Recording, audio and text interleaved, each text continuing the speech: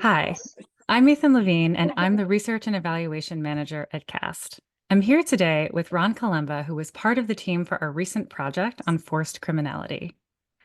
Forced criminality, also known as criminal exploitation, occurs when traffickers force survivors to engage in illegal activities.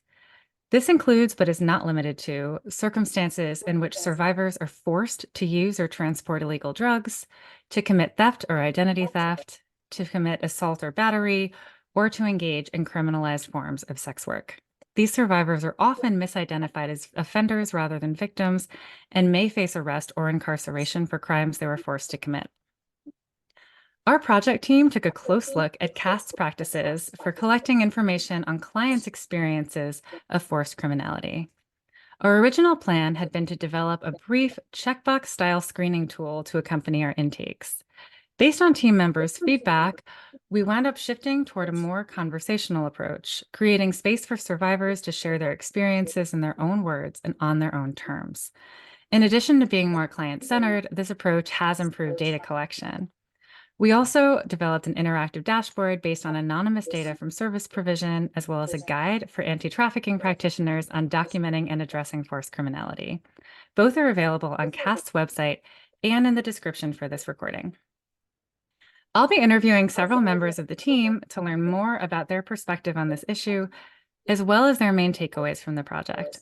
All interviews will be pre-recorded, and I've asked each team member whether they'd like to introduce themselves or would prefer that I read a short bio, and Ron provided me with a bio.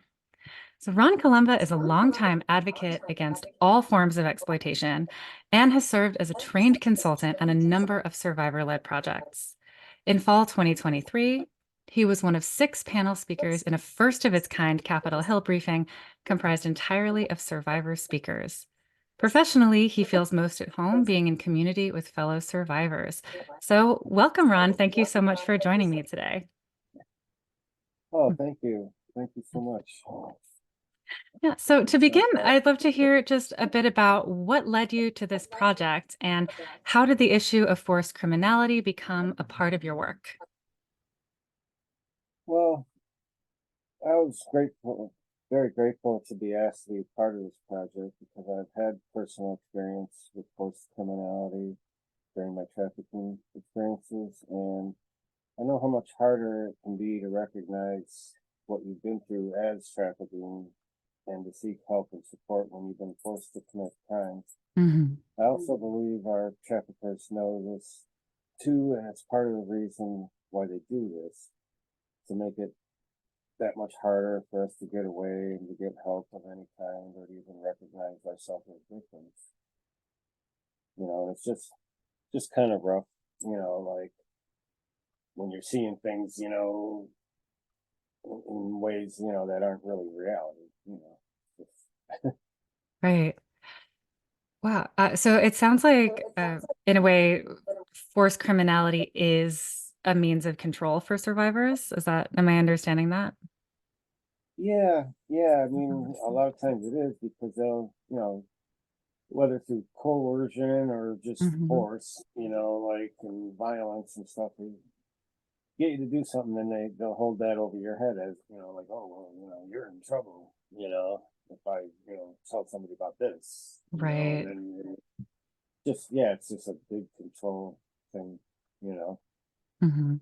Yeah, absolutely. No, I really appreciate that. And so kind of building off of that, why is it important for anti-trafficking organizations to address forced criminality? Well, I think that forced criminality is a lot more common than many people realize. Realize, and that it's a major obstacle preventing a lot of survivors from reaching out for help. Hmm. It may even prevent some survivors from realizing they're victims in this situation because a trafficker may have instilled in them the belief that they are a criminal who no one would take seriously as a victim and that Hmm. they will be subject to arrest or criminal charges if they share their story.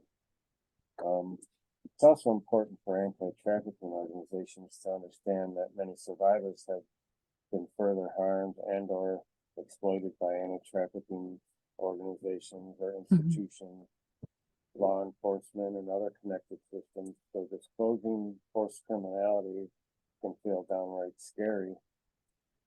Whenever Mhm. questions are asked about forced criminality by organizations or practitioners, it should always be with the intention of helping them clear their record or using the data to better serve survivors, not just asking for no clear reason or with no Right. intention outside of curiosity, as that can subject survivors to further distress.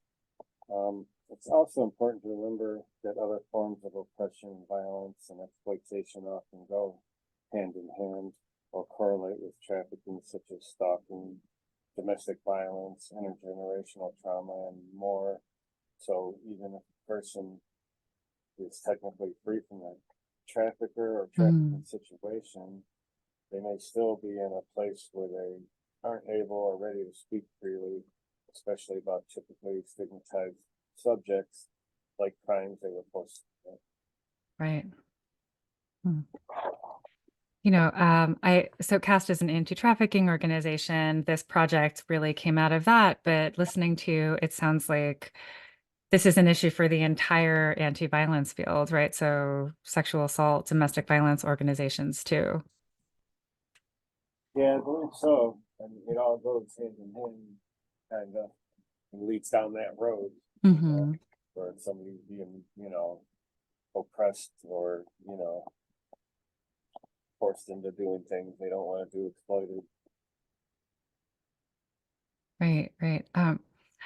So you did mention, Ron, that survivors often experience harm from anti-trafficking organizations.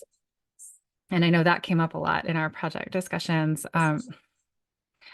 So if you feel comfortable saying a bit about this, so given that, what are some kind of do's and don'ts, kind of good ways for anti-trafficking organizations to ask about forced criminality as opposed to more harmful ways to ask about that? Um, well, a lot of times survivors are used for an agenda and their agency isn't respected. Um, I mean, I think, the ways that we have been talking about, making it more of a conversation or Hmm. the reasons why you're asking and stuff like that instead of, that, so they're not put off thinking like, oh, they're asking this to get me in trouble or Right. to report me to the police. You got to kind of somehow alleviate that feeling, that they're, looking at trying to get into trouble. Hmm.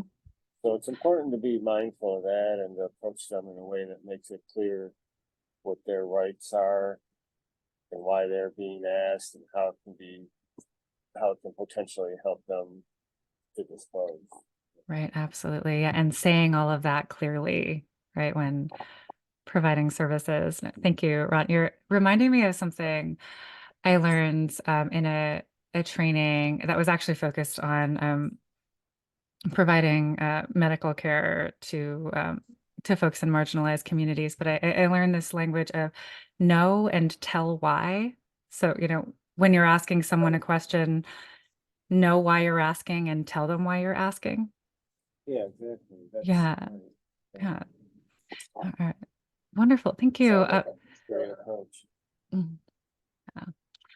So in our project meetings and then also in our guide for practitioners, and we spoke and wrote a lot about reflection and healing in this process. So could you say a bit about what reflection and healing means to you? Uh, well, for me personally, reconnecting to my indigenous cultural roots has been an instrumental part of my reflection and healing process, and has also helped me to apply those teachings to broader survivors communities I'm part of too, regardless of their cultural background. Everyone can implement many of these principles by treating healing and trauma as a holistic process and not just treating victims in a somewhat cold, political way. Hmm. Treating survivors like whole human beings with many parts to themselves and to their lives, both related and unrelated to their trafficking experience, space for them to flex on their own terms. Mm.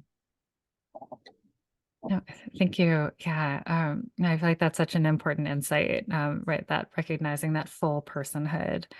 Um, yeah, and can you, and I know, as you mentioned, right, this is something that we talked about a lot in the project. Are there, like, can you think of what that might look like if it's done well? Like, are there ways that maybe someone who does have a clinical role can still provide that kind of room at recognition of the whole person you're talking about?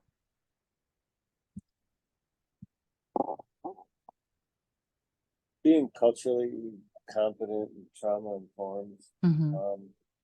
I know a lot of therapists and stuff do use like say storytelling type things, which is kind of what we would do, like part of the healing process, storytelling, stuff like that, and Hmm. just talking it out. Informed. They should be informed and letting the survivors set the pace in the tone Right. of the conversation. Hmm. Hmm. Yeah, no, that reminds me of something that I know came up in our project meetings, right? That people who are working on the practitioner side often might feel a sense of urgency. And I think you and other folks on the project really reminded us that, right, survivors need to be the ones setting the pace. And, if that means we need more than one meeting, then we take more than one meeting.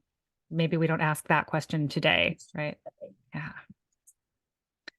Yeah, I know Carrie had a lot of great insights about that too. Yeah. Yeah, absolutely. Yes, Carrie Hurdle, who I will also be interviewing probably next month. So yes, I'm very grateful for Ron for your work and for Carrie's on this project. So my next question is, who are you hoping to reach through this project, and what message would you have for them?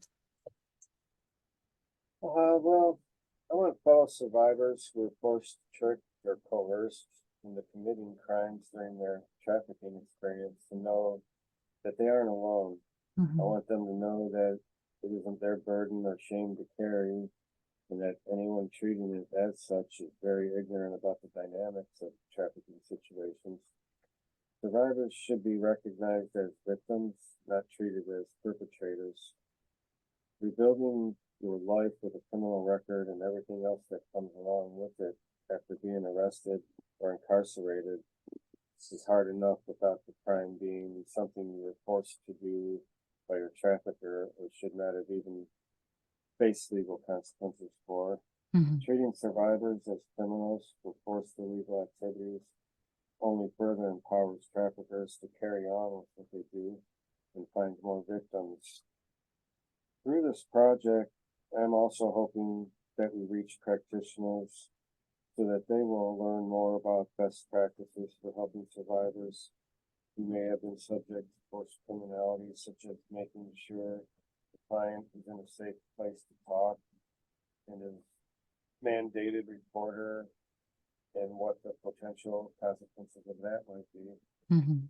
as well as helping to minimize feelings of stigma, judgment, or shame around the extra sensitive conversation within an already sensitive, wider conversation around the trafficking experiences. Wonderful. Thank you. Thank you for both of those messages for both survivors and practitioners. And is there anything else that you'd like to share overall about the project or anything else? Um, well, I would like to ask any trafficking organizations that aren't already doing so to start looking into ways they can help survivors with vacating and expunging their criminal Mhm. records they have for crimes the trafficker forced them to commit or other crimes connected with their exploitation. I also think it's important to recognize that although the government has recognized that victims of trafficking should not be held liable for their involvement in illegal activities that are a direct result of their victimization, trafficking survivors who experience forced criminality are still often misidentified and treated as offenders Mhm. within the criminal legal system. So even if the policy sounds right on paper, we need to make sure survivors aren't falling through the cracks due to this misidentification and having their lives further torn apart by the legal system when they are really just in need of support and need and support and help after being trafficked. Yeah, thank you so much for raising that. I really appreciate your point about how, like something might look good on paper or like this recognition is there, but survivors are still being criminalized, right? So something's not working there. Um, and I do want to add that uh, there are some resources for anyone who wants to learn more about this, including learning more about options for working with survivors who have criminal records as a result of trafficking on CAS's website and also linked in our dashboard and practitioner guidelines. And then finally, Ron, if somebody would love to learn more about you or about the amazing work that you do, where can they go? Well, on the National Survivor Network website, I have a short bio on the About Us page because I currently am the NSN's Learning and Training Working Group co-facilitator alongside my daughter Rose, who's a fellow survivor. I also am excited to share that on Freedom Network USA's blog, they have a post about the historic Capitol Hill briefing I was grateful to be a part of in the fall of 2023. And in this blog post, some details of my speech are shared. Amazing. Yeah. Well, I'm excited to check that out as well. I've heard absolutely amazing things about that hearing. I'm excited for that work to continue. And yeah, again, just thank you so much, Ron, both for your work on the project and for taking the time to speak with me today. And also thanks to those of you who joined us for this important conversation. Um, if you'd like to learn more about this project or more about CAST, you can go to our website. That's www.castla.org or www.castla.org. You can also find a link to our dashboard on forced criminality, our practitioner guidelines on documenting forced criminality, and links to Ron's work in the description for this recording. Thank you.